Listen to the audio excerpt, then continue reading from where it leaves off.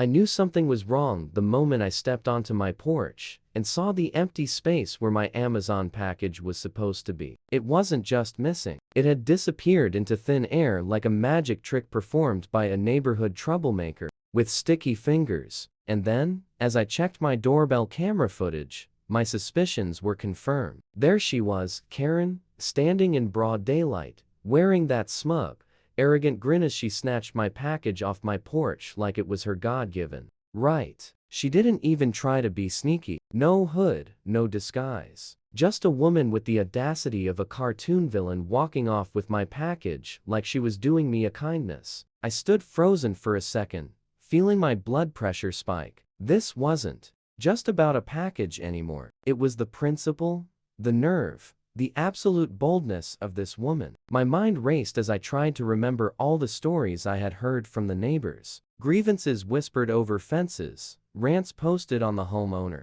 association Facebook group. Karen had been pulling the stunt for months, if not years, and apparently she had never faced consequences. My jaw clenched as I marched back inside, checking my Amazon order history to confirm what I already knew. My brand new high-tech gaming headset, something I had been waiting for all week, was now sitting in the greedy hands of a woman who probably didn't even know how to use it. My doorbell camera app played the footage again. There she was, shoulder-length, blonde bob, oversized sunglasses, and an expression of entitlement so thick you could spread it on toast. She tucked the package under her arm and strolled away like she had just won a prize. I was going to put an end to this. I took a deep breath, debating my options. I could call the police, but I already knew how that would go. A report would be filed, a board officer would make a half-hearted visit, and Karen would play the role of an innocent, confused woman who had mistakenly picked up the package,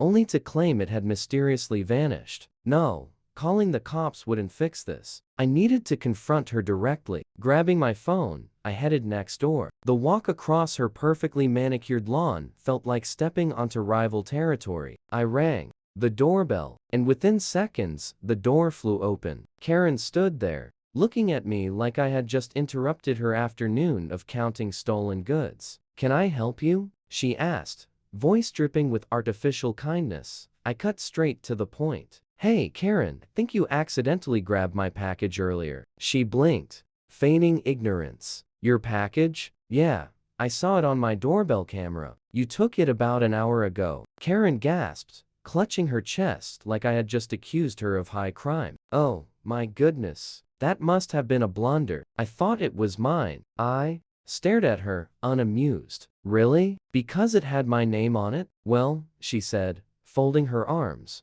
"maybe Amazon delivered it to the wrong house." "They didn't," I shot back, "because I literally saw you take it from my porch." Karen let out a dramatic sigh, shaking her head like she was dealing with an unreasonable child. "Listen, don't appreciate being accused of stealing. Maybe you should check with Amazon instead of harassing me." I clenched my jaw. The sheer audacity was almost remarkable. "All right," I said, stepping back. "If you're sure you don't have it, I'll just check with the homeowner association. I'm sure they'd love to see the footage." That got a reaction. Her face twitched just slightly, her lips pressing together as if analyzing her next move. But before she could say anything, the unmistakable sound of a small dog barking like a monster from inside her house interrupted. The moment Karen glanced back, clearly disturbed, and for a split second, I saw it. The package sitting on her entryway, table still wrapped, still very much mine. I could have pushed further,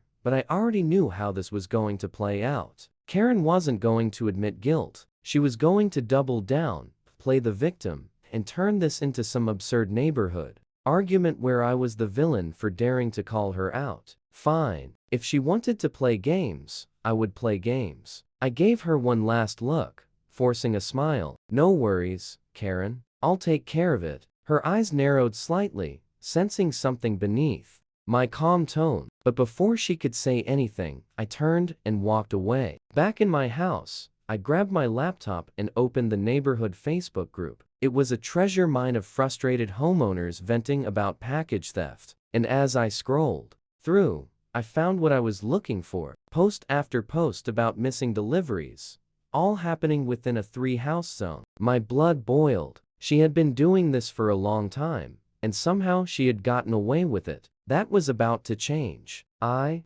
quickly typed up a post. "Hey, neighbors, just a heads up. Caught someone on my doorbell cam taking a parcel off my porch today. If you've had packages go missing, check your security footage. I'll be sharing mine soon." Within minutes, the post blew up. Comments flooded in. "OMG, was it Karen? I knew it. She took my daughter's birthday gift last month. Can we please do something about this woman?" I sat back satisfied.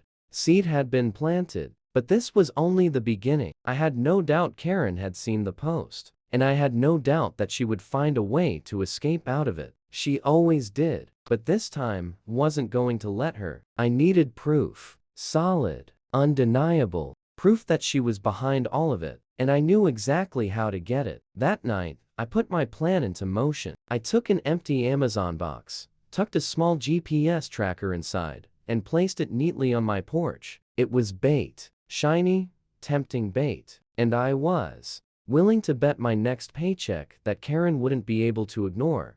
I set up my camera feed, dimmed the lights, and waited. 30 minutes later, movement. There she was. Karen, peeking out of her house like a raccoon searching for food. She crept onto my porch, looked around, then swiftly grabbed the box and hurried back inside. Gotcha. I checked the GPS. The package was now inside her house. I smirked. "Oh, Karen, you just made a huge mistake. Because tomorrow, I was going to give you a package you'd never expect." The plan was simple. If Karen wanted to keep stealing my packages, I was going to give her a package she would never forgive. I sat at my kitchen table, phone in hand, as I dialed the one person who could help me execute this flawlessly. Mark picked up on the third ring, his voice groggy from what I assumed was another late night of watching conspiracy theory clips. "What did Karen do this time?" he asked, before I even had a chance to say hello. "She stole my Amazon package again." There was a pause, then a sigh. "Of course, she did. I need your help," I said, lowering my voice as if Karen had my house monitored. "Something extreme. Something she'll remember." Mark was quiet for a second. Then I heard a faint chuckle. "I think I know exactly what to do." By the next afternoon, I was standing in Mark's garage, staring at a plastic box filled with exactly what I needed: an entire colony of angry, buzzing wasps. "This is insane," I said, watching as Mark carefully secured the box. Inside a larger Amazon package. "This is payback," Mark corrected. "Think about it. Karen loves taking things that aren't hers, right? Well, she's going to take something she really doesn't want." I could already picture it. Karen, smug as ever, sneaking onto my porch, grabbing the package, rushing inside. And the moment she opened it, disaster. Pure, unfiltered mayhem. Mark had designed the box perfectly. It had a small spring-loaded mechanism that would snap open the second she lifted the lid, releasing the swarm into her home. The wasps were already agitated from being transported, and once they were free, they would have only one mission: sting anything that moved. "Just to be clear," I said, watching as Mark sealed the package with the perfectly printed Amazon label, "this isn't going to, kill her, right?" "Absolutely not," Mark said confidently. "Stings hurt, but they're not deadly. Unless she's allergic, and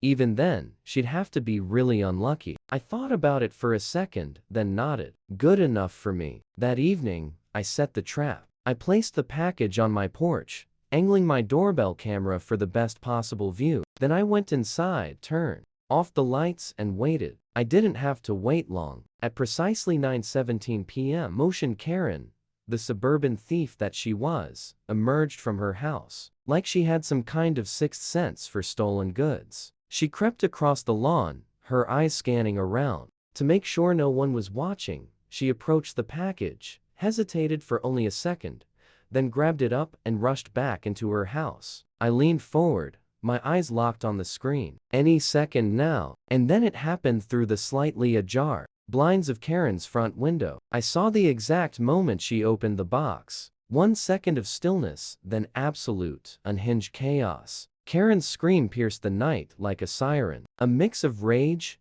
terror, and sheer disbelief. A second later, the front door burst open and Karen came flying out of the house like she was being chased by a madman. She flailed wildly, swinging at her arms, her face, her legs, as if she had just been set on fire. Behind her, the unmistakable swarm of hornets poured out like a living nightmare, filling the air around her in a buzzing, angry storm. She tripped over her own feet, went down hard on the grass, rolled, then scrambled up again, still shrieking, as the hornets continued their attack. From the window I could see the inside of her house was absolute disaster. Furniture overturned, dishes shattered, her tiny, yappy chihuahua running in frantic circles, barking its lungs out. She darted toward her garden hose, struggled with the nozzle, and turned it on herself. In a desperate attempt to escape the hornet wrath, water blasted everywhere, soaking her from head to toe. But the hornets weren't finished with her yet. She ran in circles, still flapping her arms like a deranged bird,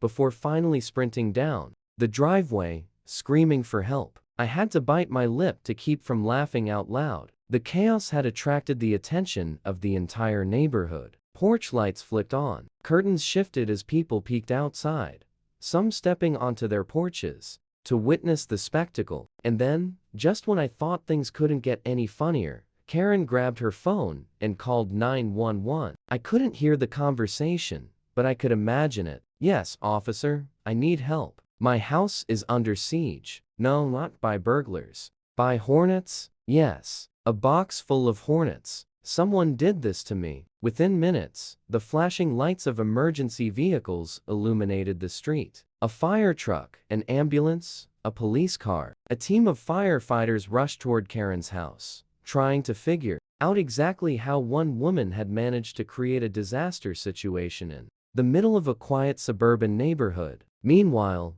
Karen stood on the curb, soaked, covered in welts, her hair an absolute mess, shaking with rage as she pointed at my house. "Oh, boy." The police officer walked up my driveway, giving me a suspicious look. "Sir, your neighbor claims you rigged a package with hornets." I did my best to look shocked. "What? No way. That's insane. Who would do something like that?" The officer squinted at me, clearly not buying my performance. "Do you have any idea how this happened?" I hesitated for a second, then gestured. "Well, I hear she's been stealing a lot of packages lately. Maybe someone finally got angry." Karen shrieked from across the street. "It was him. It was him. He did this." The officer sighed, clearly regretting his career choices. "Do you have any evidence?" Karen sputtered. He has cameras. His doorbell camera. Check it." The officer turned back to me. "Do you mind if we take a look?"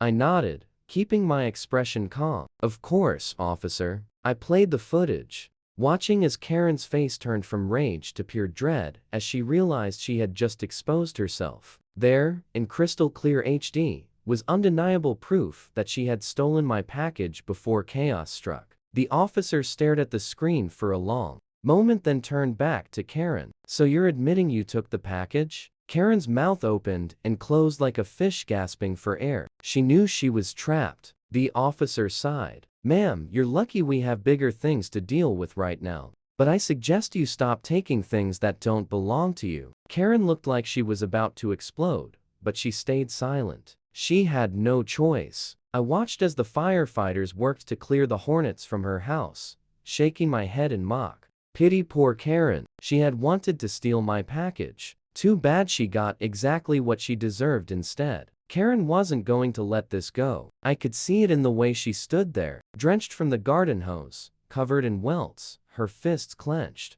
so tight that I thought she might burst from sheer rage. Alone. As the firefighters cleared the last of the hornets from her house, she didn't even acknowledge them. Her eyes were locked on me, like I was the final boss in her personal villain origin story. I had won the fight, but I knew in that moment that Karen had declared revenge. The next morning, I woke up to find my trash cans overturned and garbage scattered across my front yard. The smell of rotten food hit me before I even stepped outside. Karen had struck back. I stared at the mess, shaking my head. She wasn't even trying to be secretive about it. I grabbed my phone, opened my doorbell camera app, and sure enough, There she was at 2:45 am, creeping across my lawn like a goblin, giggling to herself as she dumped bags of food scraps all over my driveway. I wasn't even bothered if anything. I was impressed by her commitment to pettiness. But two could play this game. I cleaned up the mess without a word, not giving her the satisfaction of a reaction that only made her more desperate. The next day, my internet mysteriously started cutting out at random moments. At first, I thought it was just a technical issue, but when I checked the side of my house, I found that someone, I wonder who had tampered with my router, pulling out a few key wires, just enough to disrupt the connection. Then came the homeowner association complaint. Suddenly, I was getting emails about noise violations from my non-existent loud parties, parking violations for a car I didn't even own, and an official warning about hostile behavior toward my neighbors. Karen had gone full scorched earth mode, using every suburban rule in an attempt to make my life unbearable. That's when I realized she wasn't just looking for payback. She was trying to destroy me. I needed to end this. I sat down with Mark, explaining everything that had happened over the last few days. He listened with a grin, shaking his head. She's losing it, man. You really got under her skin. She won't stop until she thinks she's won. I said so. We need to make sure she knows she's defeated, Mark leaned back in his chair, cracking his knuckles. All right, what's the strategy? I had to think big. Bigger than Hornets. Bigger than trash attacks. I needed something that would make Karen rethink her entire life. Something so disastrous that she would never, ever dare to mess with me again. That's when I remembered a certain viral video I had seen a while back. One involving a very special kind of trick. Glitter bomb, I said. Mark's eyes lit up. Oh, hell, yes. We got to work immediately. Mark had some engineering skills, and with a few hours of work, we built the perfect trap. A fake Amazon package filled to the brim with industrial-strength glitter, set to explode the moment the box was open. But that wasn't all. We also installed a fart spray mechanism, one that would release an unbearable odor in timed intervals, ensuring that Karen's house would smell like a combination of sewage and rotten eggs for days. And just to add insult to injury, we included a tiny speaker that would play a pre-recorded message the second the package detonated. Congratulations, package snatcher. It was a masterpiece. I placed the package on my porch in the early afternoon, right in view of Karen's security camera. She wouldn't be able to resist. I even went the extra mile, billing it as something that looked valuable. High-def home security camera system. The irony was too perfect. Sure enough, I barely had to wait 2 hours before Karen took the bait. I was in my living room when I saw the motion alert pop up on my phone. I opened the live feed, and there she was, practically vibrating with excitement as she rushed over, grabbed the box, and hurried back inside. I held my breath. And then the moment of truth. Through the camera footage, I saw the briefest flicker of movement through her window. She was inside. She was opening it. Boom. A mushroom cloud of glitter erupted like a blast had gone off. The door to Karen's house flew open as she staggered outside, her entire upper body covered in shimmering, impossible to remove specks of pink, blue, and gold. She let out a scream of pure, unfiltered fury, frantically brushing at her hair, her clothes, her face, only making it worse as the glitter stuck itself deeper. Then came the fart spray. Her scream turned into a gagging. She stumbled, dry heaving, as the putrid smell filled the air. Then the final touch. The speaker crackled to life. Congratulations, package robber. Karen let out a sound that I can only describe as a ghostly wail before running back inside, slamming the door behind her. It wasn't over. The glitter bomb had been designed to disperse a second round of fine, almost invisible dust, so when she moved, touched anything, or even breathed too hard, the glitter spread further,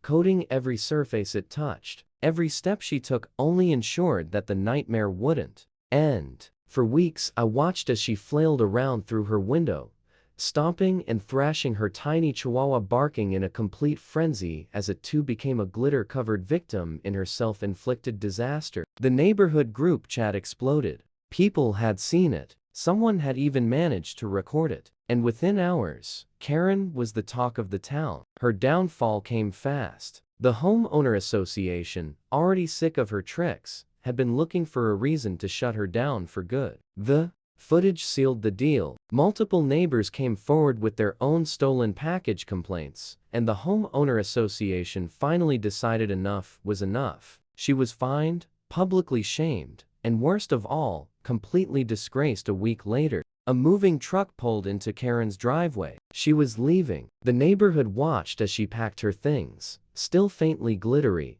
her face permanently frozen in a look of seething embarrassment. No one offered to help. No one said goodbye. By the time the truck pulled away, taking Karen and her reign of chaos with it, the street felt lighter, peaceful. That night, Mark and I sat on my porch sipping beers as we watched the sunset. "Well," he said, raising his bottle, "you did it." "I did," I agreed, clinking my bottle against his. No more stolen packages. No more homeowner association complaints. No more Karen. We sat in silence for a moment, enjoying the quiet. Then I heard the familiar sound of a delivery truck pulling up to my house. I stood up watching as the driver placed a box on my porch, my actual package untouched. Victory had never felt so satisfying.